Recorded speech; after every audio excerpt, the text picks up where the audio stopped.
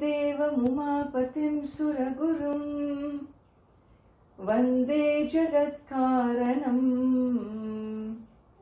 वन्दे पन्नगभूषणं मृगधरम् वन्दे पशूनां पतिम् वन्दे सूर्यशशाङ्कवह्निनयनम् वन्दे मुकुन्दप्रियम् वन्दे भक्तजनाश्रयं च वरदम् वन्दे शिवं शङ्करम् वन्दे भक्तजनाश्रयं च वरदम् वन्दे शिवं शङ्करम्.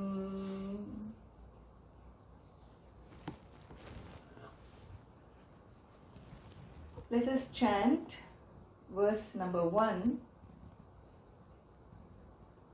रत्नैकल्पितमासनं हिमजलैः स्नानं च दिव्याम्बरम् नानारत्नविभूषितं मृगमदा मोदाङ्कितं चन्दनम् जाति चम्पकबिल्वपत्ररचितं पुष्पं च धूपं तथा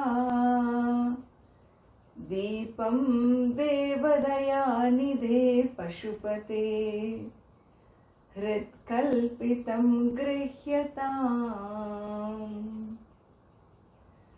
सौवर्णे नवरत्नखण्डरचिते पात्रे घृतं पायसम् भक्ष्यं पञ्चविधं पयोदधियुतं रम्भाफलं पानकम् शाखानामयुतं जलं रुचिकरम् कर्पूरखण्डोज्ज्वलम् ताम्बूलं मनसा मया विरचितं भक्त्या प्रभो स्वीकुरु. And so here we are seeing the set of 5 verses of Shiva Manasa Puja, in which there is a inviting the infinite, offering a throne, gem-studded throne, and then the different forms of expression of our devotion to the divine. It is in giving that you express your love, not in taking. Even though we are very selfish, we are going to ask him a number of things afterwards. But now we are in a giving mode. And therefore the first verse is about making different ritualistic offerings. And what are they? Well, they begin with this, with the asanam, the seat, the throne, and then water for the wash. And here the initial steps are not mentioned. This puja is indicatory. It indicates what is intended, we need to understand. And therefore washing of the feet, the hands, the mouth, the bath, complete bathing of the form. With which waters? Waters from the Himalayas, from his own abode. And we saw beautifully multiple studded, embellished clothes which have gems, precious gems studded in it, clothes studded with precious gems we offer. And then we offer the chandanam, the sandal. And then what? Then all these varieties of flowers and the bilwa tree, the bilwa leaves. After that came showing of the incense, and then the flame, dhupam and deepam. These were seen in the first verse, in which the main steps, the 4 elements have been included. And because there is bathing, we must know it is not a 5-step worship. This could be a 10-step or more. And so in the second verse, we have a very important step, something that is the dearest to us in our lives for many people. What is dearest to you, if you ask? Well, one thing will be that which satiates your tongue, that which satisfies my tongue. There are people who are so committed to the tongue that every hour, if they don't put something in the mouth, they become depressed. That's why sometimes obesity comes from overeating, comes from depression. Obesity due to depression, we hear of this. My point is, what is dearest to us is food. And therefore, celebration is indicated when you have, elaborate food, variety of food indicates celebration. In the temples, old ancient temples, royal temples in India, they had 64 different types of food they will offer every day to the Lord. Even today, it's called Chappan Bhog. In North India, you see this. 64 different types of foods, 54 types of food, and so elaborate offering of food. To show what? All the tastes are brought into the variety of foods. And so in this second verse we have Sauvarne Navaratna Khanda Rachite. Sauvarne, in a patre, in a vessel, what kind of vessel? In a gold vessel. When you offer the Lord, you don't use mud pot there. You use your royal, remember? You have all the wealth. It's all coming from your own heart and soul, and therefore you use huge golden vessel. And what else is special about this vessel? It is studded with the 9 gems. Navani Ratnani, 9 gems. Navaratnasya Khandam. So, Navaratna Khandena Rachitam Patram.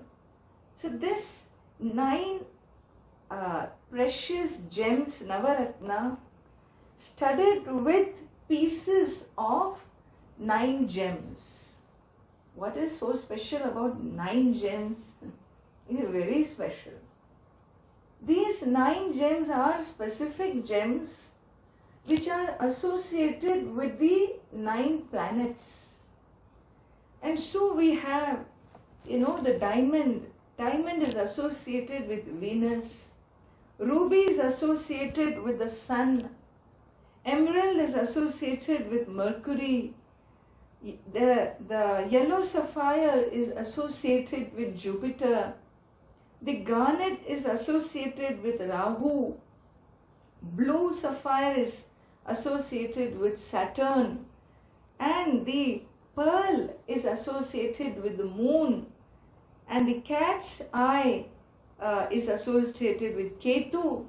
And coral is associated with Mars. And so these 9 gems are associated with the 7 + 2, 9 planets. And so like the 5 elements were signified in one's acknowledging the power of the divine, in the presence of the divine, so too a vessel studded with 9 gems means all the constellations, all the planets are represented here. And in that, what have you put?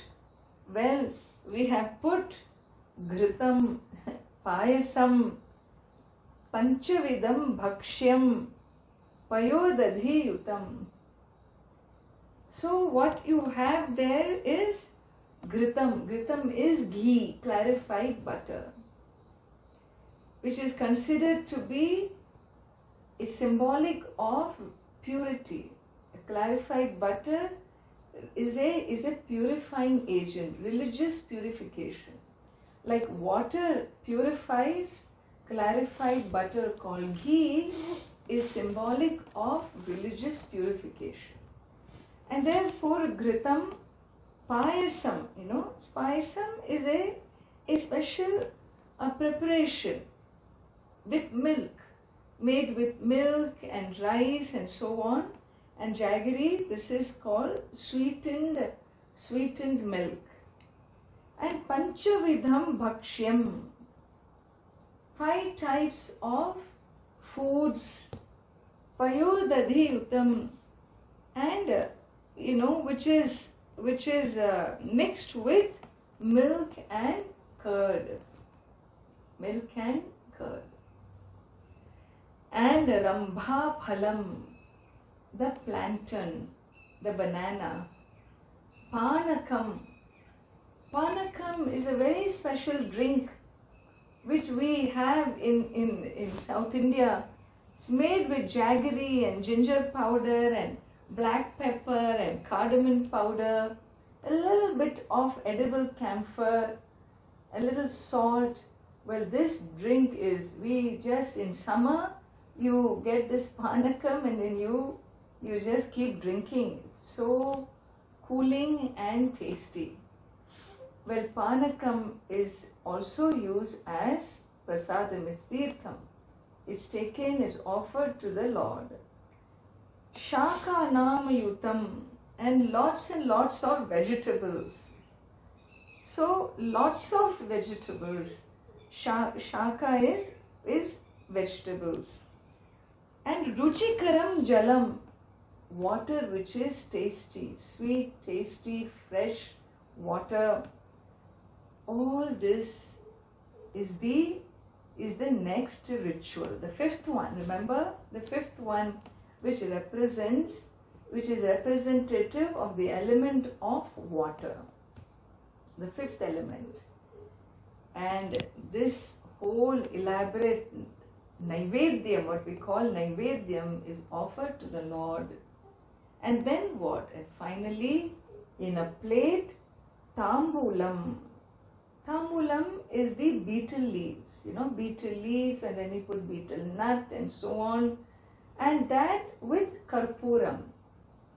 Karpuram refers to camphor. The camphor tree, I don't know if you have ever seen a camphor tree. Well, if you haven't, then you're one more reason to come to Uttarkashi Ashram, because we have a beautiful camphor tree right at the entrance of the ashram, inside the ashram, of course. And the leaves, if you smell those leaves, they are so beautiful, divine fragrance you get. And so this camphor, we have, with camphor light, we show the presence of the Lord. Camphor is very symbolic in the prayer worship. Camphor light is very symbolic because in camphor is that element which is a very interesting element. Unlike why we don't offer candle light, why we don't offer any other light other than camphor light to see the form, any form of the divine, it's because in candle light, even when the candle burns, when the candle light is over, you find the wax still remains. There is something that remains there. You have shown, you have seen the presence of the Lord in that altar with this fire, with this light. But if it is camphor light, camphor is that element when it burns itself to reveal the face of the Lord or the presence of the lingam. And then what happens when you go, once you see that face, and then you go to look for that camphor, the camphor has self-annihilated. It melts down. It doesn't exist anymore. So that which was needed to see the face of the Lord, itself dissolves itself in the sight of the divine. And so camphor light is used to represent self-annihilation or annihilation of one's ego in seeing the divine. You know, in old temples in India, when you go into the temples, when you come from the outer, come into the temple from the outer gates, huge stone monumental temples these are with great structures. And many concentric circles you have to cross each one to go in. And you find as you go inner and inner and inner into the temple, towards the sanctorum, it gets darker and darker and darker. It's so dark. By the time you are ready to enter the sanctum sanctorum where the image of the Lord is there, you can't see a thing. Many a time you have to literally, feel the wall and slowly enter, because eyes open, eyes close is the same. And all you know is you have reached the sanctum because there is a small light in the sanctum that is burning. And what is it lighting up? It's only lighting up these diamonds, these jewels, the ornamentation of the form of the Lord. The form of the Lord is in black stone, granite stone, but it is embellished with ornaments, and all you can see is that glow. And you know, well, it is here somewhere is the form, until the priest takes a camphor and uses that light to light this camphor, and in the camphor light he shows you the entire form of that idol, form of that Lord. Whether he is Mahavishnu or Lord Krishna or Lord Shiva, you suddenly see the whole form shown by this priest through the camphor light, and suddenly it's over, back in darkness. And this particular ritual is considered very, very sacred, very important. The most important and the concluding ritual in a temple is to see the Lord in camphor light.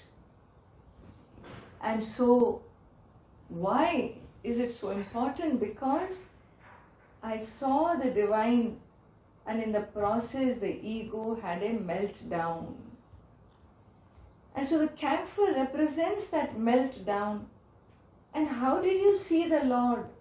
Well, not without a guru, not without a spiritual guide. And in fact, that priest who shows you the face of the Lord, he represents a guru. He plays the role of a guru in revealing the Lord.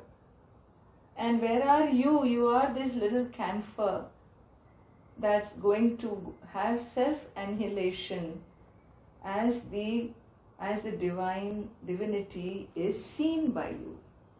They're very, very beautiful, and so Karpura Khandojwalam Tambulam.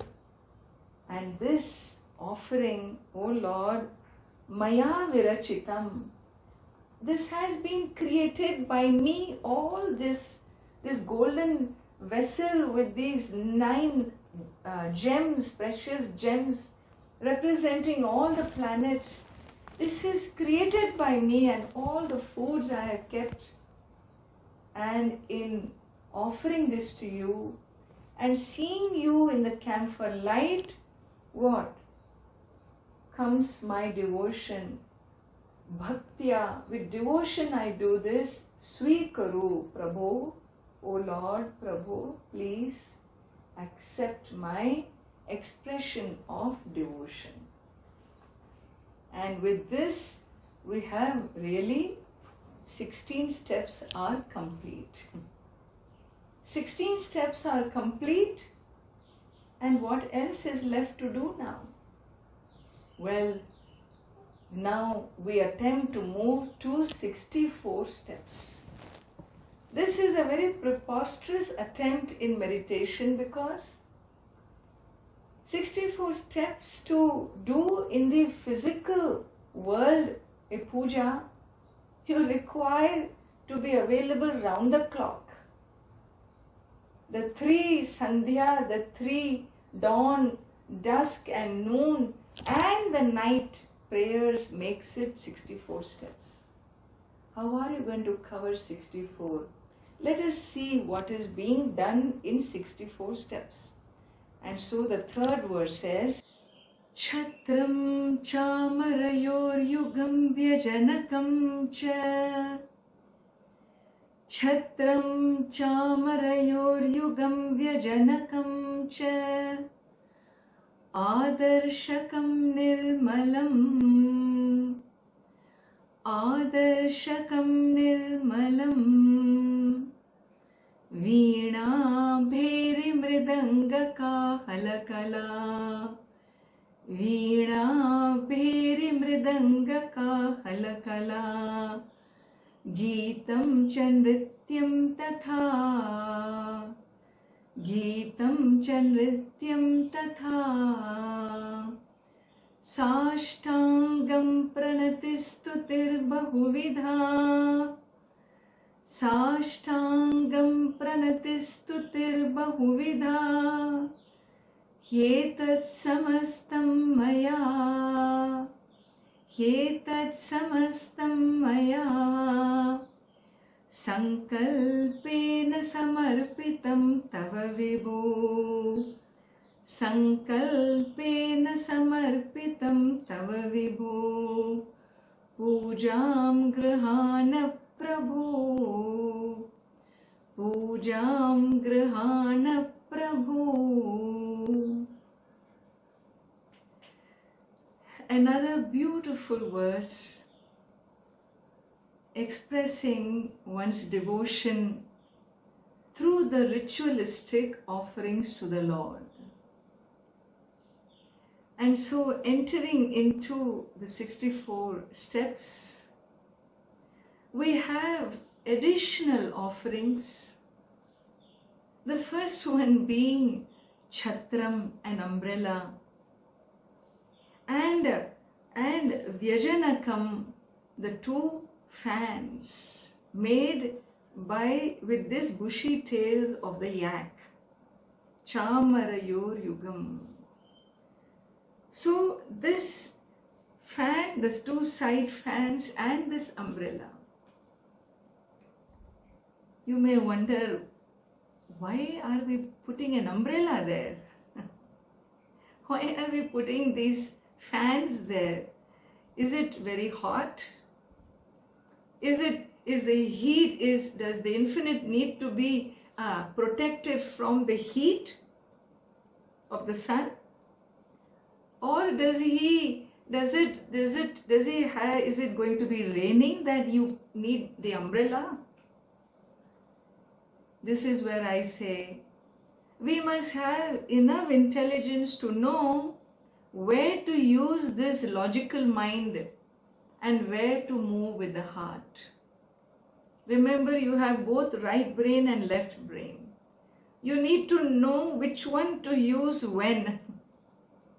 When I am sitting in the script of a devotee, engaging in a relationship with the infinite being whom I have invited, my offerings are an expression of my love, then that is precisely when you allow your heart to open up and let this head simply follow the heart.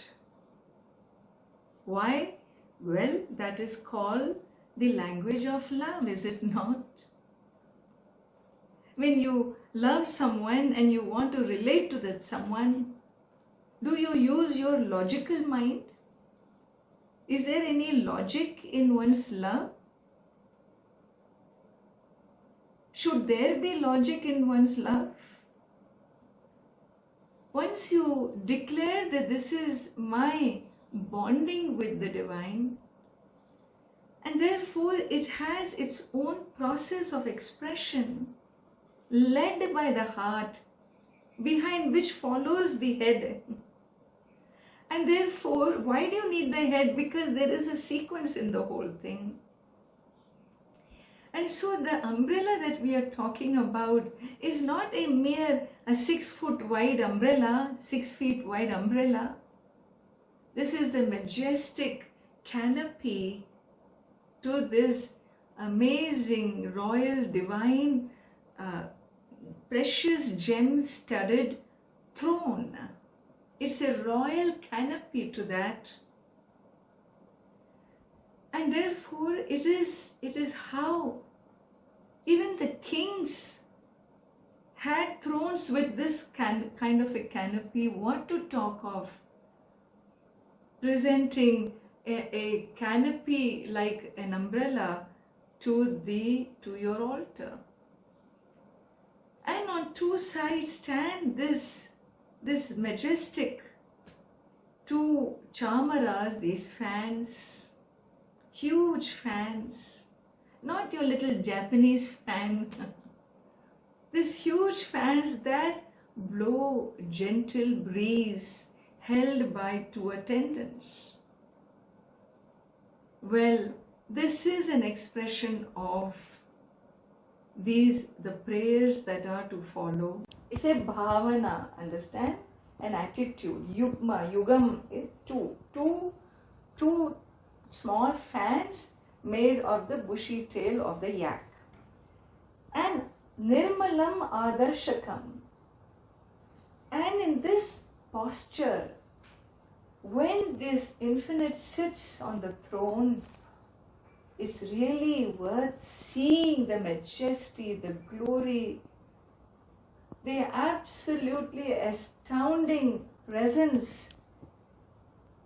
And so what you do in your love of the divine, you show him himself by presenting a mirror. Look, this is how I have decorated you. Look how wonderful you are, how majestic you are. And therefore the bhavana in showing a mirror is another ritual. So nirmalam, pure, clean, pure mirror, nirmalam adarshakam. And then what? Well, then comes not just a simple prayer. I have brought a whole retinue. I have brought things which I love for myself. And what is that? A lot of musical instruments and singing and dancing in praise of thee, O divine being. And therefore veena bheri mridanga kakhalakala geetam cha nrityam tatha. So nrityam is the dance forms, geetam is the songs, and accompanied by what? Accompanied by the beautiful sounds of different musical instruments.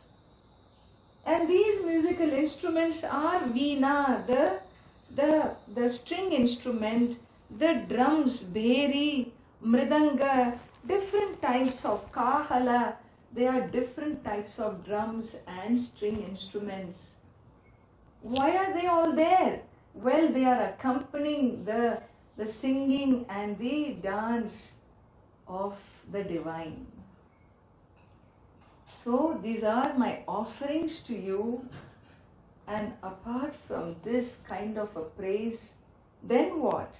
Then we will see, finally, after all the music and dance and accompaniments, there is a final Sashtanga Namaskara, the eightfold Namaskara to the divine, which I have mentioned elsewhere.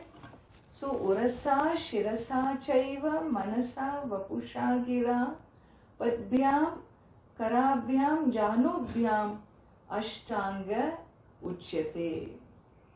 So, Namaskaraha, Ashtanga, Uchyate. The Namaskara is with the 8 limbs of the body and Sashtanga Pranatihi. He says, I prostrate to you completely. All the way is my salutations to you. So, praising your great glory, Bahudha Stutihi, and all this is being given to you. How? Mentally, O Lord. Please accept my mental prayers. And so, an attempt is made to complete the rituals so that it becomes as complete as invoking the Lord in a temple. But it is not enough, because it is done only once, right? And therefore, a very powerful verse comes next. Verse number 4, where you find a way to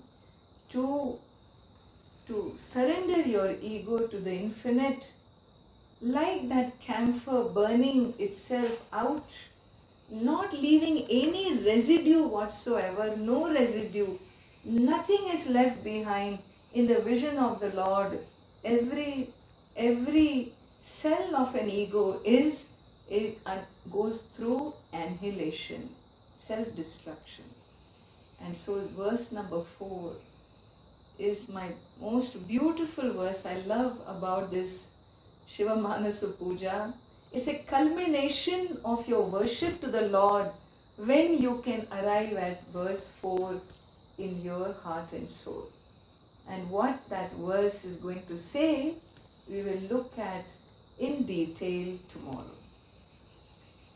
Om Purnamadah Purnamidam Purnat Purnamudachyate Purnasya Purnamadaya Purnameva Vashishyate. Om Shanti Shanti Shanti. Harihi Om. Shri Gurubhyo Namaha. Harihi Om.